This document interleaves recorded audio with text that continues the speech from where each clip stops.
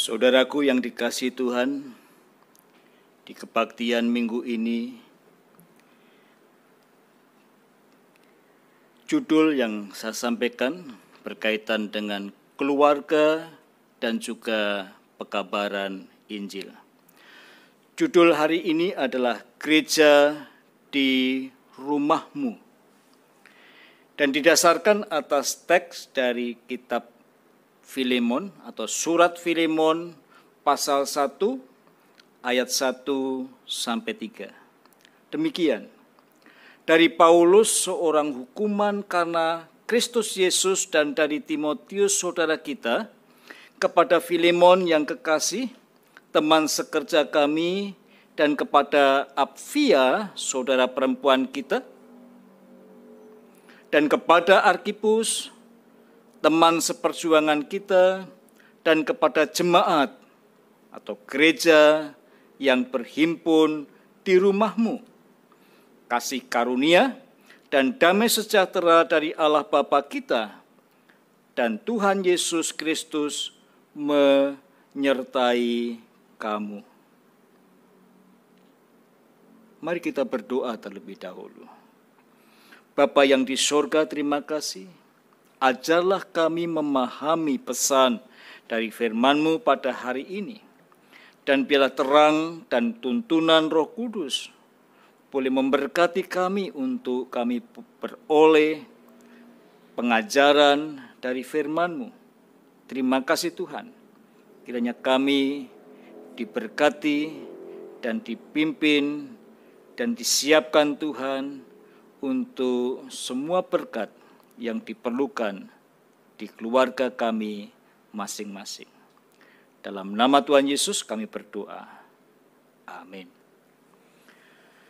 Saudaraku yang terkasih, kalau kita sudah siap dengan Alkitab kita, saya ingin mengajak kita untuk membuka surat Roma. Surat Roma pasal 16, dan kita akan baca dari ayat 1 sampai ayat 5. Saya akan membacakan untuk saudara semua. Demikian. Aku meminta perhatianmu terhadap Febe, saudari kita yang melayani jemaat di Kengkrea, supaya kamu menyambut dia dalam Tuhan, sebagaimana seharusnya orang-orang kudus, dan berikanlah kepadanya bantuan bila diperlukannya, sebab ia sendiri telah memberikan bantuan kepada banyak orang, juga kepadaku sendiri. Sampaikan salam kepada Priskila dan Aquila, teman-teman sekerjaku dalam Kristus Yesus.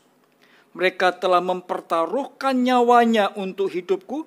Kepada mereka bukan aku saja yang berterima kasih, tetapi juga semua jemaat bukan Yahudi.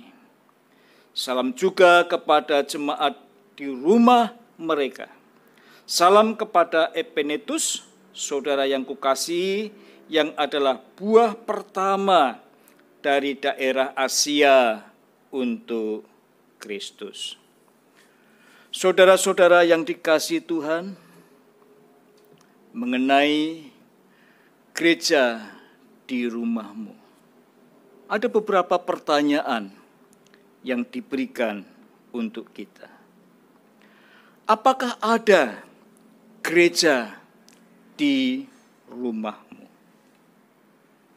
Pertanyaan berikutnya, pernahkah gereja bertemu di rumahmu? Masih ada pertanyaan lain. Apakah gereja akan disambut di rumahmu? Berbagai pertanyaan yang diberikan itu untuk kita di zaman kita. Kadangkala kita bingung dengan gereja di rumah. Tetapi dalam perjanjian baru, saudaraku, menunjukkan bahwa gereja rumah ada banyak pada masa-masa awal kekristenan. kita menemukan Aquila dan Priscilla dan gereja bertemu di rumah mereka. Dari rumah mereka, mereka bersama dengan Paulus mengirim salam kepada gereja di Korintus. Ketika Paulus mengirim suratnya ke gereja di Roma, ia mengirim salam juga secara khusus kepada gereja yang bertemu di rumah Aquila dan di rumah Priscilla. Gereja-gereja bertemu di rumah mereka. Kata Yunani untuk gereja adalah eklesia. Eklesia ini memiliki setidaknya 3 makna dalam Perjanjian Baru. Ini digunakan untuk merujuk kepada semua orang Kristen di sebuah rumah. Kita bisa baca tadi di surat Roma pasal 16 ayat yang ke-5. Dan juga untuk orang-orang Kristen di kota. Ditulis dalam surat 1 Korintus pasal 1 ayat 2. Dan untuk semua orang Kristen di dunia. Surat Kolose pasal 1 ayat 24. Tetapi sebagian besar eklesia digunakan untuk menunjuk dan itu merujuk kepada jemaat lokal. Kumpulan orang-orang yang percaya kepada Tuhan Yesus dan yang sudah dibaptiskan. Jadi dalam Perjanjian Baru mencatat setidaknya ada 5 kejadian yang berbeda di mana seluruh keluarga mengalami pertobatan dan dibaptiskan. Catatan yang pertama ada di Kisah Para Rasul pasal 10 ayat 44 sampai 48, yaitu rumah tangga Kornelius. Bertobat dan dibaptiskan untuk seisi rumah mereka. Yang kedua dijelaskan dalam Kisah Para Rasul pasal 16 ayat 15, yaitu rumah tangga Lydia. Bertobat dan dibaptiskan. Dan catatan yang ketiga dalam Kisah Para Rasul 16 ayat 30 sampai 34, yaitu rumah kepala penjara atau sipir di Filipi. Sipir atau kepala penjara dari Filipi. Mereka bertobat dan seluruh rumah itu dibaptiskan.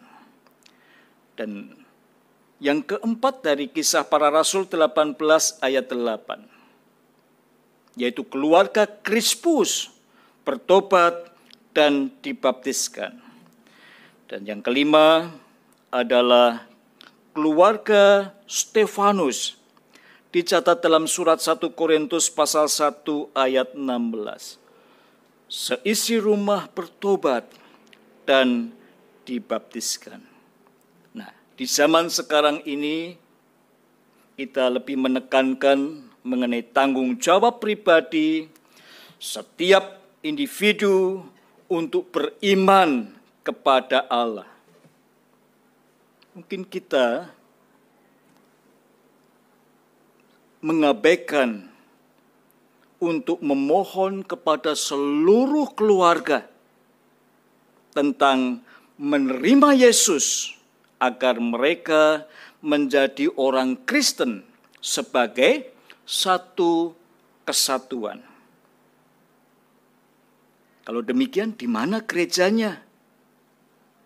Nah, dalam menjawab pertanyaan ini, saudara,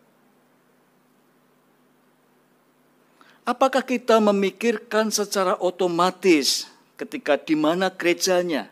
Yaitu gereja yang ada di alamat ini, di jalan itu, atau tempat lokasi gedung untuk kita bisa bertujuan untuk kebaktian, belajar Alkitab, menaikkan puji-pujian kepada Allah. Rupa-rupanya perjanjian baru tidak pernah berfokus pada suatu tempat, tetapi lebih kepada orang. Lebih kepada orang.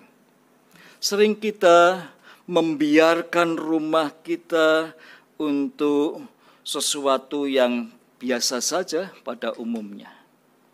Dan seakan-akan mengisolasi semua anggota keluarga di hari-hari biasa, Senin sampai hari Sabtu, untuk urusan-urusan yang pada kebiasaannya, hariannya. Ya, seakan-akan kita mengisolasi mereka untuk dapat bersama-sama dengan Kristus yang hidup dan kuat, sehingga kita tidak pernah membayangkan gereja ada di rumah kita. Saudara, beberapa orang memikirkan rumah sebagai stasiun pelayanan. Stasiun pelayanan artinya di mana hanya untuk tempat bersinggah saja. Ya, sekolah, pulang sekolah, kembali ke rumah, makan siang, lalu ya istirahat, besok pagi keluar lagi, ada yang bekerja sebagai stasiun. Juga ada yang memperlakukan rumah seperti restoran. Artinya ya kita ketemu di rumah untuk makan bersama, selesai itu pergi lagi dengan berbagai urusan, ada yang bekerja, ada yang kuliah, ada yang sekolah, dan ada yang beraktivitas yang lain. Lalu juga ada orang yang menjadikan rumah untuk suatu tempat seperti hotel atau motel, yaitu disiapkan sebaik-baiknya supaya bisa beristirahat dengan nyaman, dan rumah seperti hanya tempat untuk istirahat. Besok sudah beraktivitas yang lain. Lalu juga ada yang menjadikan rumah seperti tempat rekreasi. Satu keluarga bisa bercengkerama, menikmati hari-hari sepanjang hari itu, suatu yang indah, dan itu memang indah. Dan ada juga yang menjadikan rumah seperti tempat kantor, rumah untuk usaha, seperti hari-hari ini mungkin menjadikan rumah kita untuk itu. Semua aktivitas kita kerjakan semua di rumah. Dan juga rumah dijadikan seperti rumah sakit, menjadi tempat untuk mengobati, untuk memulihkan kesehatan, untuk memberikan terapi rumah kita. Nah, saudaraku yang terkasih, pernahkah saudara sekalian meluangkan waktu untuk memikirkan sejenak tentang rumah kita sebagai tempat bertemu untuk melakukan pekerjaan Tuhan, untuk mengalami berkat-berkat rohani dari Tuhan, menjadikan rumah kita gereja yang hidup dan melayani. Dan gereja bukan hanya struktur bangunan, alamat jalan di mana, tempat yang dipakai untuk melangsungkan kegiatan ibadah, tetapi gereja adalah tempat umat Allah berada. Rumahmu adalah tempat umat Allah berada. Gereja di rumahmu adalah tempat umat Allah berada. Kita menjadikan rumah kita tempat kita berkumpul, umat Allah berada, bukan saja sebagai tempat seperti yang digambarkan tadi, stasiun, restoran, tempat rekreasi, hotel, rumah sakit, tempat kerja atau usaha, tetapi juga rumah menjadi gereja, tempat berkumpul umat Allah, tempat di mana umat Allah berada. Gereja adalah tempat mengajarkan Alkitab. Rumahmu juga bisa menjadi tempat untuk mengajarkan Alkitab. Pada zaman Perjanjian Baru, gereja bukanlah gedung tempat orang pergi untuk mendengarkan khotbah. Gereja adalah gereja ketika orang bertemu bersama untuk mempelajari ajaran Tuhan Yesus Kristus dan juga tuntunan dari para rasulnya. Dan orang-orang percaya mengikuti tradisi agung gereja dari nenek moyang kita secara rohani. Mari kita lihat dalam kitab Perjanjian Lama, yaitu kitab Ulangan, pasal yang ke-6, ayat 6 sampai dengan ayat yang ke-7. Musa berkata kepada orang Israel demikian, "Apa yang kuperintahkan kepadamu pada hari ini, haruslah kamu perhatikan. Haruslah engkau mengajarkan berulang-ulang kepada anak-anakmu dan membicarakannya apabila engkau duduk di rumahmu, apabila engkau sedang dalam perjalanan, apabila engkau berbaring, dan apabila engkau bangun." Saudaraku yang terkasih, setiap orang percaya perlu untuk melihat kembali rumahnya sebagai tempat di mana kebenaran Alkitab harus diajarkan, dipelajari, dan diimplementasikan. Dalam pengertian itu, rumahmu dapat menjadi kudus karena dikhususkan juga untuk menyampaikan pengajaran Alkitab. Sama pentingnya bagi pendidikan rohani dengan bangunan yang didedikasikan khusus untuk tujuan kebaktian. Gereja adalah tempat persekutuan Kristen. Kita boleh mengalami dan menikmati persekutuan Kristen. Kisah Para Rasul 2 ayat 42 menjelaskan itu. Jadi kalau demikian, rumahmu juga bisa dinikmati sebagai tempat untuk persekutuan Kristen. Gereja mula-mula makan dibagi di antara para murid mula-mula. Ketika mereka mengunjungi bait suci, mereka berbagi juga satu dengan yang lain. Dalam Kisah Para Rasul 2 ayat 42, mereka memecahkan roti dari rumah ke rumah dan makan dan berbagi bersama. Kisah 2 ayat 42 dan juga dilanjutkan lagi ayat 46. Murid-murid awal itu tidak hanya membagikan makanan mereka, tetapi juga membagikan pengalaman dan wawasan mereka tentang tujuan Allah. Mereka membagikan iman yang sama kepada Tuhan Yesus Kristus dan juga pengalaman yang sama saat mereka didiami oleh Roh Kudus. Mereka berbagi tugas yang penting untuk memberitahu orang-orang lain tentang pekerjaan Tuhan yang luar biasa di hati mereka dan dalam kehidupan mereka.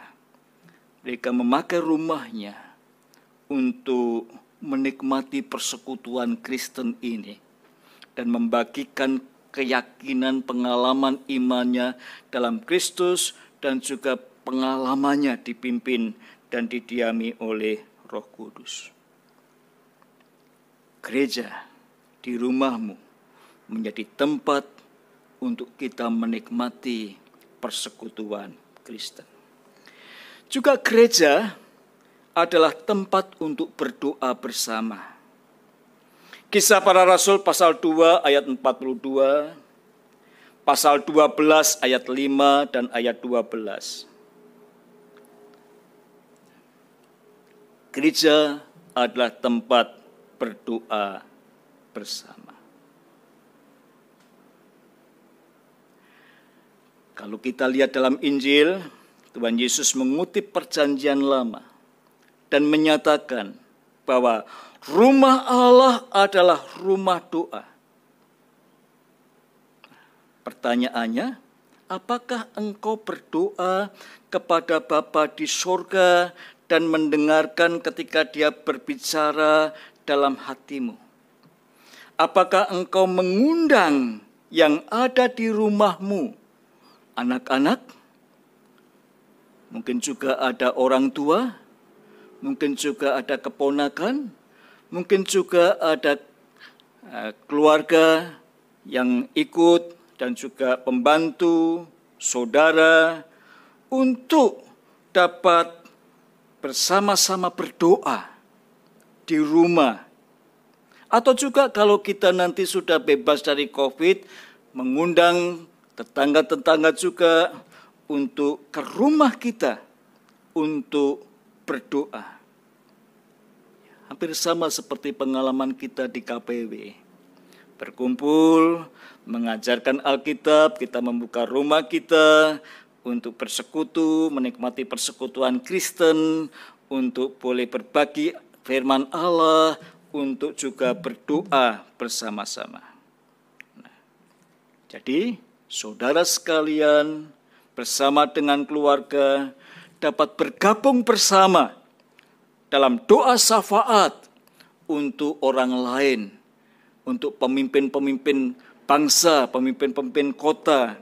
Kita bisa berdoa bersama di rumahmu, di rumah kita. Gereja juga adalah tempat untuk menyampaikan puji-pujian kepada Allah. Kisah Para Rasul pasal 2 ayat 47. Dalam hal ini orang tua harus secara konsisten memuji Tuhan. Mengapa? Dengan ucapan bibir memuji Tuhan diperhatikan dan didengar oleh anak-anak. Ini akan menjadi berkat untuk anak-anak kita. Untuk mereka yang menyaksikan, mereka yang hadir. Dan orang tua meneladani untuk memuji Tuhan. Dengan bibir, dengan mulut kita memuji Tuhan, menyaksikan untuk anak-anak kita. Bahwa ternyata keluarga kita menempatkan Tuhan sebagai Tuhan yang berdaulat dan layak untuk disembah. Sebagai orang Kristen, saudara, jangan ragu untuk memberitahu siapapun yang hadir di rumah kita, tamu kita, mereka harus menghargai Tuhan. Betapa pentingnya kita menghargai Tuhan. Sudah berapa lama sejak kita menyampaikan puji-pujian ini dan menyaksikan kepada orang-orang yang datang di rumah kita mengenai pentingnya menghargai Tuhan. Kita bisa memuji dengan perkataan, kita juga bisa memuji dengan nyanyian pujian. Sungguh sangat indah, karena Tuhan layak untuk dimuliakan, layak untuk dihormati, dan kita jangan ragu untuk memberitahu kepada siapapun yang datang ke rumah kita untuk menghargai kebaikan Tuhan dalam kehidupan kita. Dan gereja menjadi tempat pertobatan gereja menjadi tempat pertobatan. Kisah Para Rasul pasal 2 ayat 47. Tadi ada rumah tangga yang seisi rumahnya bertobat, percaya kepada Tuhan Yesus, dan dibaptiskan. Adakah orang yang diselamatkan di rumah saudara selain anak-anak saudara? Pernahkah engkau menggunakan rumahmu sebagai tempat untuk membagikan pengalaman imanmu dengan seorang yang hadir di rumahmu? Apa artinya Tuhan Yesus bagiku? Apa artinya Tuhan Yesus bagimu? Perlu untuk disaksikan bersama. Dan pertobatan dapat terjadi di rumahmu seperti halnya di rumah orang-orang Kristen yang lain dalam gereja perjanjian baru itu. Nah, di gereja, jika kabar baik disampaikan, kita menyampaikan tentang kasih Allah yang dinyatakan dalam Kristus dan disajikan kepada mereka yang membutuhkan.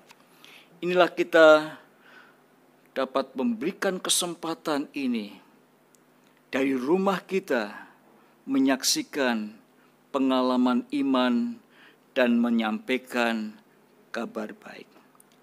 Biarlah banyak orang yang dipertemukan dengan Tuhan, yang boleh bertobat, bisa terjadi di rumahmu. Saksikanlah imanmu. Apa arti Yesus Kristus bagimu? Bahwa orang perlu untuk mendengar kabar baik tentang kasih Allah.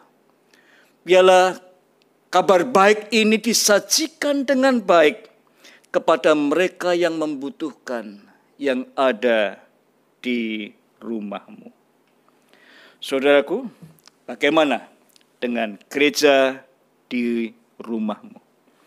Apakah saudara-saudara sekalian akan menggunakan rumah saudara, rumahmu, menjadi tempat di mana gereja bertemu dan berfungsi?